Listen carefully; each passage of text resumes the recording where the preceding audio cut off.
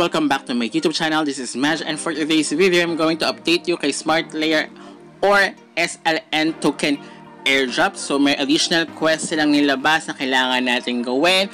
And of course, ang pinaka bago nila at nag-start na today is their NFT na pwede kayong makapag-mint. So we're going to check that out kung paano ba. Kaya stay tuned until the end of this video at huwag kayong mag-skip para alam nyo yung step by step paano ba mag-mint sa kanilang NFT at para makuha ng kanilang free NFT. Check natin din as well kung magkano ba ang gas fees nila, guys. And meron silang mga pagbabago yun nating i-discuss for today's video. But before we jump into it, make sure you like this video, subscribe to my channel if you have not already, and ring that notification bell so you'll always be updated to my upcoming videos and off-the-clock episodes. Supposed to be dapat last month or last month, mag-update na ako kay SLN or kay Smart Layer dahil meron silang mga additional quests. But nung gagawin ko na siya, biglang nagkaroon ng temporary na hindi nyo pwedeng gawin, parang temporary close. So now, yun kasi yung sa pag-tweet. Before wala tong quest 5 na for tweet about Smart Layer. Now, meron na. So, ang naka-temporarily close or post nila yung Google or Apple Wallet. Supposed to be, gagawin ko na siya, pero hindi ko siya nagawa dahil nga nagkaroon nga siya ng temporarily post. And now, ganun nga. So, same with the quest 5 nila ngayon na ito nga yung pag-tweet. So, ito pinakamadali naman na ito. Mag-tweet lang kayo or retweet nyo and then kukunin nyo yung link. Guys, don't forget to get the link. So, once na post nyo na siya, click that post and then click the share button and then copy link. So, para makuha nyo yung specific na link, guys. And then, ayan, i-paste nyo kung nasaan yung box and then click submit. So, ganun lang siya kadali, guys. And then, makakuha kayo na additional 50 points. So, I think the higher points, the higher possibility na makuha kayo ng mas malaki or mas taas na once na ganun sila or once na release yung kanilang airdrop. So, now, pwede, ito sa Discord nila, actually, diba, naka-check na siya, nakakuha na ako niyan, kasi naka-join na ako. But now, kailangan is you need to link your Discord na here. So, yun ang ating gagawin pa for additional 50 points. So, once you kinilik yung link, or you need to connect your Discord, guys. So, pinakabago nila then is later on, papakita ko yung kanilang NFT. So, sa mga nagtatanong din, para kung may prediction ba ako kung magkano yung magiging SLN token. Kadalasan naman yan, guys, once na lumalabas yung mga airdrops, especially kapag talaga nagbo-bullish, kadalasan yung mga nasa 30 pesos o 20 to 30 pesos, ganyan, guys, or 10 pesos. So, it really depends yan sa magiging partnerships nila, sa sa parang popularity. Ganun naman kadalasan yan, guys. So, here, pwede rin kayo mag-multiple, actually pwede pala kayo mag-multiple pass dito kasi ba nakalagay siya. Pero kasi ako hindi sa lahat ng airdrops pwede yun, guys. So, be careful as well kasi mahirap din na like especially kapag nagkaroon ng KYC, diba? So, may mga KYC na airdrops, diba? Or tasks na kailangan. So, sayang din kapag nagkaroon sila ng KYC dahil hindi nyo na magagamit yung iba. Diba? So, like sila Pi Network, diba? May mga KYC yan, Supra. So, not all of the time is pwedeng kayo makagawa ng dummy accounts. So, dito, may mga nakagawa ng mga dummy accounts, pero ako, one pa lang naman yung nagagawa ko, guys. Kasi syempre nag-iingat din ako. Baka mamaya kasi bawal yung same IP address or something like that. So, ayun, natapos na natin. So, naka-check na siya. So, gawin nyo lang itong mga quest, guys. So, it's for free. So, the higher points, much better, guys. So, ito yung perks nila. Actually, may kikwento daw ito. So, hindi ko nakita ko na siya sa Facebook. So, nakita ko na dyan sa, yung Smart Cat. So, ayan. Pag kinilik niya siya, ayan, it's randomized siya. So, naka-level 2 pala ako. So, naka-randomize ito para ma-reveal yung inyong rarity. So, may common, then may ultra rare, something like rare, ganyan. So, common lang nakuha natin. Meron ako nakita upon research as well.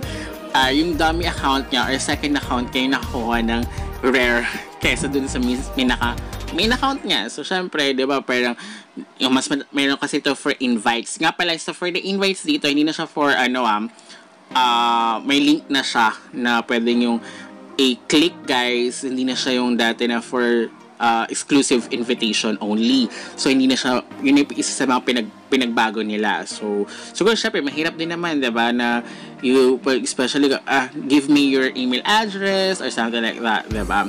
So, here, yun yung, isa sa mga binago nila. So, mayroon na silang own link na pwedeng i-click. So, now, ayan. So, kayo mag-dress up ng inyong cats. But, of course, yung kanyang outfit is nakaano lang siya for the common dahil yun nakuha natin. But kung nasa rare kayo or ultra rare, yun yung pwedeng yung piliin. Actually, yung may nakita ako na yung value ng ultra rare is, I think that's the gold.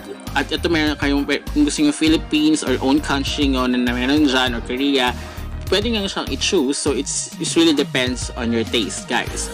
So anyway, yung pinaka-rare parang value niya is nakamatic kasi siya. 222 yung ultra, again, diba mga rare, yung mga gold one, the ultra rare is 222 matic.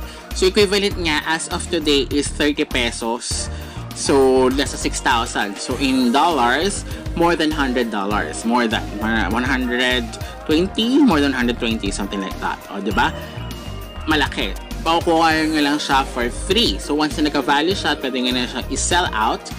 Ganun yung pwede nyo i-sell yung inyong cat for ultra rare yan But I don't know for the common, guys. So, let's hope na malaki-laki pa rin naman. So, at least, ano pa rin naman siya, magkaka-value, pwede nyo na siya i-sell, magkakapera kayo for free. So, yun naman yung maganda rito, diba? Makukuha nyo na siya for free. Sa gagawin yung mga task lang, quest, diba? Once na na-release yung kanilang airdrop or na-release yung kanilang token with the value. So, ayan. So, ang pinili ko, gusto ko is may touch of Philippines as well kahit na favorite is purple. So, I think the flag, yun yung kukunin ko. Diba?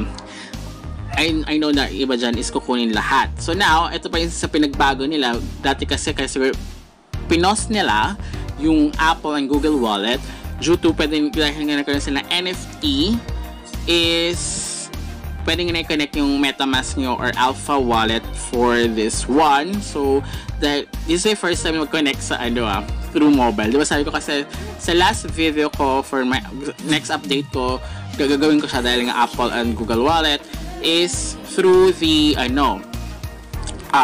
mobile phone. So, ayan guys, mi-meet na natin. So, ganun pala siya. So, this is my first time mag-connect kasi nahihirapan talaga ako pag sa mobile phone using the MetaMask talaga kapag nagko-connect kasi I don't know kung talaga ako proceed kasi nga diba may signature, marami pang gagawin na confirmation.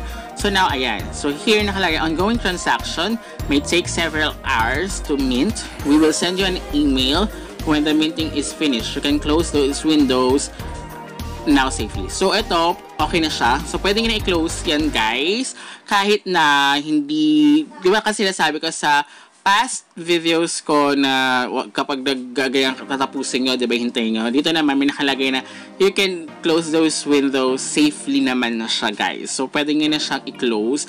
Dahil, sabi nga sa akin, yung mga friends ko is, nag-airdrop as well, is matagal na talaga. Paminsan it take around 10 hours bago na mag-email, bago na matapos. So, balikan nga na lang siya. So, pwede nga na siya i-close.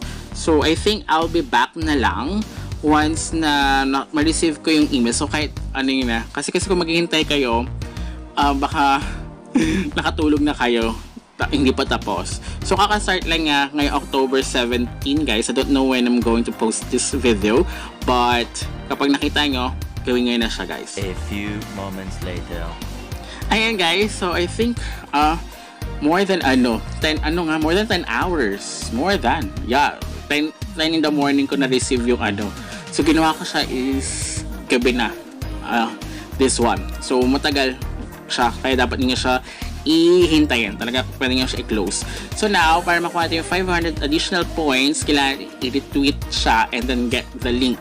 Don't forget kunin yung link, guys, kasi hindi nga makukuha yung at your 500 points for this one. So, ayan, copy the link and go back to your Smart Layer dashboard and then paste it and then click submit. So, ayan guys, ganun na siya napakadali. So, wala siyang gas fees, wala kayong babayaran ng anything. This is for free guys. So, let's hope na ma-release yung kanyang airdrop. So, until next time, goodbye!